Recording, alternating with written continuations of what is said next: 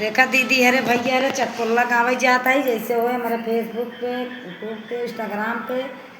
जैसे लागे कमेंट करके बताएंगे।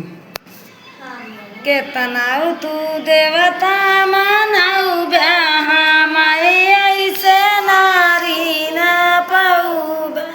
के तनाव तू देवता मनाऊ ब्याहा माई ऐसे नारी न पाऊ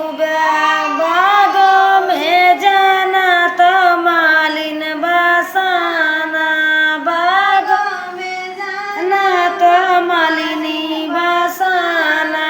संगे संगे गजरा गुछाना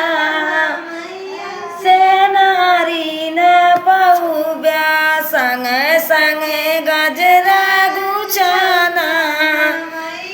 से नारी न पाऊ ब्या के तनाव तू